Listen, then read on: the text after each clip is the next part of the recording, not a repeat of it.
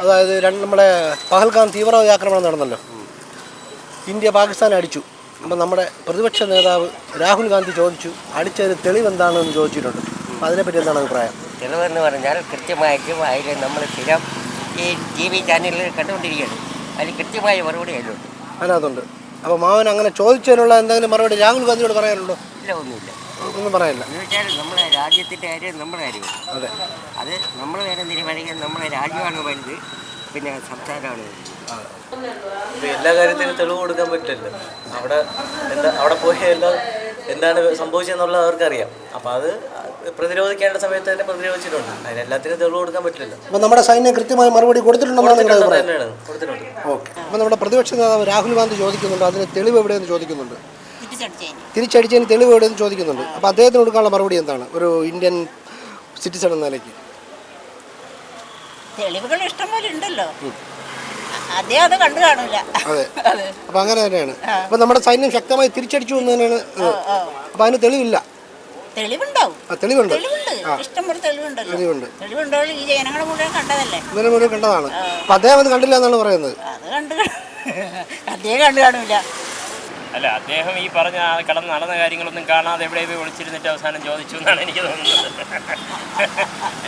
ഇന്ത്യയിൽ ഈ നടന്ന കാര്യങ്ങളൊന്നും പലപ്പോഴും ഇന്ത്യയിൽ പല കാര്യങ്ങളും നടക്കുമ്പം പുള്ളി സാധാരണ അപ്പടി പ്രതികരിക്കുന്ന സ്വഭാവം പുള്ളിക്കില്ല. പുള്ളി എവിടെയെങ്കിലും ഒളിവിളായിരിക്കും.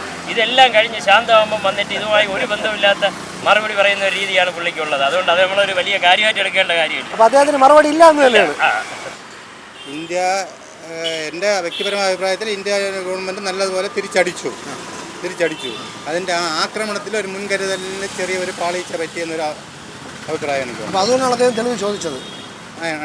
ആണോ? അപ്പം അങ്ങനെയാണ് ചോദിച്ചത്.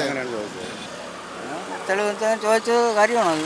തെളിവ് വേണമല്ലോ. അപ്പോൾ ഇത്രയും മാധ്യമങ്ങളിലൂടെ വന്നതും ഇത്രയും ചിത്രങ്ങൾ പുറത്തു വന്നൊന്നും അദ്ദേഹം തെളിവ് സ്വീകരിക്കുന്നില്ല എന്നാണ് പറയുന്നത്. ഇല്ല, അത് അങ്ങനെ തെളിവ് വേണോ? വേണമല്ലോ, ആണല്ലോ ചോദ്യം. അപ്പോൾ അത് പറയുന്നത് വെച്ചാൽ ഇത്രയും തെളിവുകൾ കേന്ദ്ര സർക്കാർ നിരത്തി കഴിഞ്ഞു. അവിടെ പോയ ആക്രമണത്തിൻ്റെ ചിത്രങ്ങൾ വരെ അവർ വീഡിയോസ് ആയിട്ടിട്ടുണ്ട്. അപ്പോൾ ഈ തെളിവുകളൊന്നും അദ്ദേഹത്തിന് മതിയാകുന്നില്ല എന്നതാണോ ഈ ചോദ്യം ഉദ്ദേശിക്കേണ്ടത്? അങ്ങനെ തന്നെയാണ്. ഞാൻ ഈ രാഹുൽ ഗാന്ധി എന്ന് പറഞ്ഞ വ്യക്തിയെ ഗാന്ധി കുടുംബം എന്ന് പറയുക ഗാന്ധി എന്ന് വിളിക്കേണ്ട യോഗ്യത അദ്ദേഹത്തിനില്ല. മനസ്സിലായില്ലേ? നമ്മൾ പറയാൻ കാരണം വേറെ ഒന്നും കൊണ്ടല്ല. ഒരു ശക്തമായ ഒരു ഭരിക്കുമ്പോൾ ഒരു ശക്തമായ പ്രതിപക്ഷം വേണം.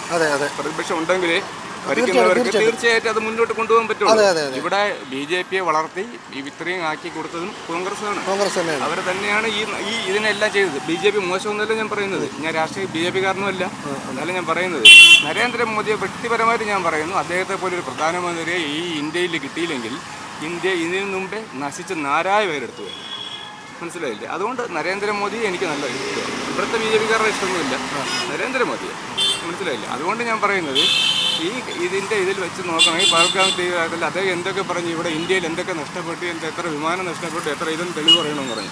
ഒരു രാജ്യമാകുമ്പോൾ നമ്മൾ ഹിന്ദു, മുസ്ലിം, ക്രിസ്ത്യാനി എല്ലാവരും ഒന്നിച്ച് നിൽക്കണം. മനസ്സിലായില്ലേ? നമ്മളൊരു കുടുംബത്തിൻ്റെ ഒരു ആപത്ത് സംഭവിച്ചാൽ നമ്മൾ ഒരുമിച്ച് നിൽക്കണം. നമ്മുടെ കുടുംബമാണ്. രാജ്യം എന്ന് പറയുന്നത് നമ്മുടെ കുടുംബമാണ്. നമുക്ക് ഒരുമിച്ച് നിൽക്കണം. പിന്നെ പ്രശ്നങ്ങളും നഷ്ടവും ലാഭവും ഒക്കെ പിന്നെയാണ്. അത് പബ്ലിക്കായിട്ടല്ലേ പറയേണ്ടത്, അത് വെളി രാജ്യത്ത് പോയല്ലേ പറയേണ്ടത്. നമ്മുടെ രാജ്യത്തിരുന്ന് ചർച്ച ചെയ്യേണ്ട കാര്യമാണ്. അത് മറ്റുള്ളവർ എൻ്റെ കുടുംബത്തിൽ നടക്കുന്നത് മൂന്നാമതൊരാൾ അറിയരുത്.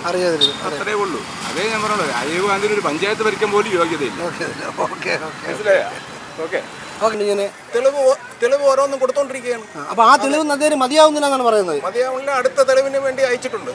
അത് വിശദമായ രീതിയിലുള്ള തെളിവിന് മറ്റു രാജ്യങ്ങളിലേക്ക് ശശി തരൂരിനെ ഉൾപ്പെടെ അയച്ചിരിക്കുകയാണ്. അദ്ദേഹം വന്ന് നമ്മളുടെ MP ആണ്.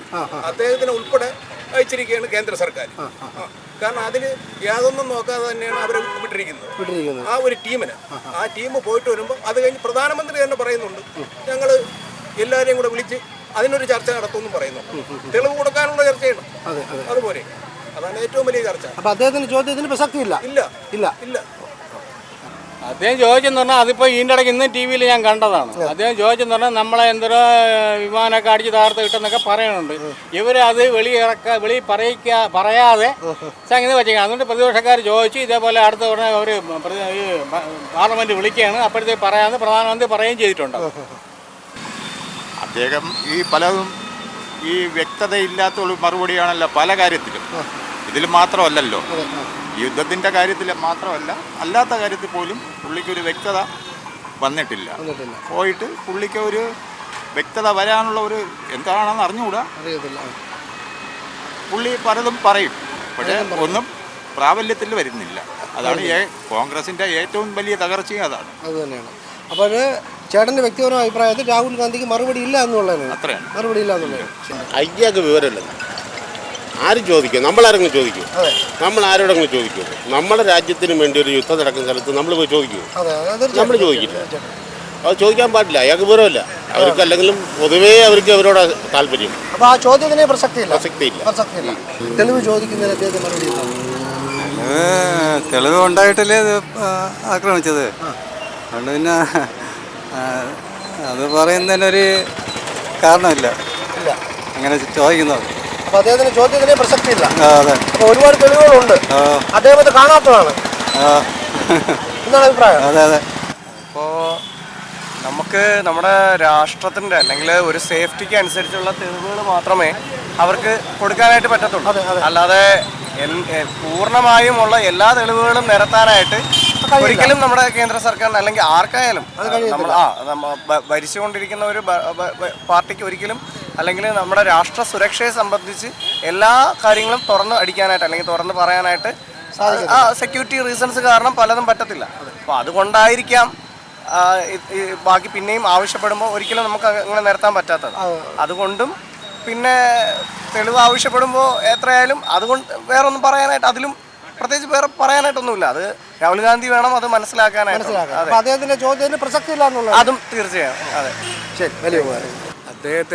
അദ്ദേഹം ഒരു ഇന്ത്യയിലുള്ള ഒരു പൗരനല്ല. അല്ല. അതാണ് എൻ്റെ സത്യം. ഇന്ത്യയോടൊരു ദേശസ്നേഹം എന്ന് പറഞ്ഞ സംഭവം അദ്ദേഹത്തിന് ഇല്ല.